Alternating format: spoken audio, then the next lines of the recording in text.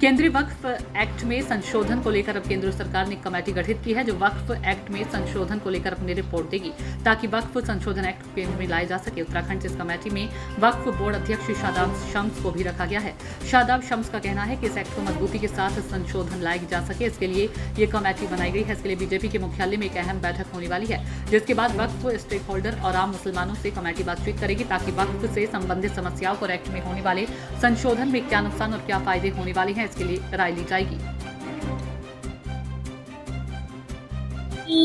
सबसे पहले तो अपने केंद्रीय नेतृत्व का धन्यवाद करता हूं, उनका आभार व्यक्त करता हूं कि उन्होंने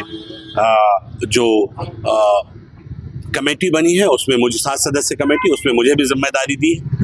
मैं इतना ज़रूर कह सकता हूं कि वक्फ के अधिनियम विधेयक को लेकर आजकल बहुत ज़्यादा चर्चा है और उस चर्चा को लेकर लगातार जेपीसी में लोगों को बुलाया जा रहा है। जेपीसी के सामने सब अपनी अपनी बात कर रहे हैं। तो भारतीय जनता पार्टी द्वारा भी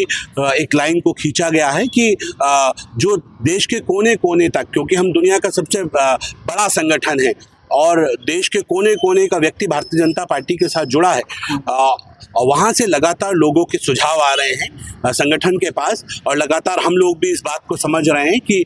लोगों के मन में क्या है। सिर्फ चंद जो मुस्लिम पर्सनल लॉ बोर्ड, ओवैसी, कई धर्म के ठेकेदार, यही सिर्फ मुसलमान नहीं है। मुसलमान में राष्ट्रवादी विचारधारा से ओतप्रोत लोग भी हैं जो ये चाहते हैं कि वक्फ जो विधेयक है, संशोधन विधेयक, वो संशोधन के साथ वो लागू हो। तो उस सोच को कैसे रखा जाए, उस सोच को कैसे जेपीसी के सामने रखा जाए, उसके लिए संगठन ने ये जिम्मेदारी हम लोगों को दी है। और इस 7 सदस्य कमेटी की कल 3 बजे राष्ट्रीय कार्यालय में बैठक है। उस बैठक के अंदर बैठक को महामंत्री संगठन आदरणीय BL संतोष जी, महामंत्री दुष्यंत गौतम जी, अल्पसंख्यक मोर्चा के राष्ट्रीय अध्यक्ष और 7 सदस्य वहां कल रहने वाले हैं और इसके ऊपर पूरे चिंतन मंथन होगा और आगे के लिए हमारी क्या रूपरेखा रहेगी, क्या हमारा आगे का प्लान रहेगा, उसके ऊपर मंथन करके आगे बढ़ने की एक राय रहेगी, जिसमें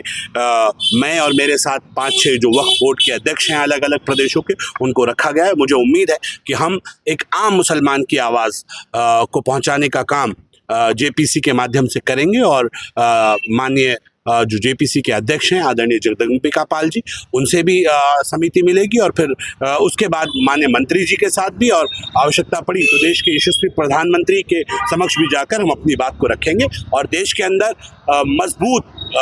जो वक्फ विधेयक है, संशोधन विधेयक, वो आए जिससे गरीबों का हक गरीबों को दिलाया जा सके। ये जो चंद लोग बैठ के उस हक को लूट रहे हैं, जो ठेकेदार बन गए हैं, उनसे उसको छुड़वाया जाए और जो गरीब हैं, जो यतीम हैं, जो मिस्कीन हैं, वो वाकई जो औकाफ के हकदार हैं, उन तक उस हक को पहुंचाया जाए। ये हमारी उम्मीद है और मुझे लगता है इसके लिए भारतीय जनता पार्टी अपनी कमर कस चुकी है और मजबूती से मजबूत तरीके से अपनी बात को रखेगी। सर,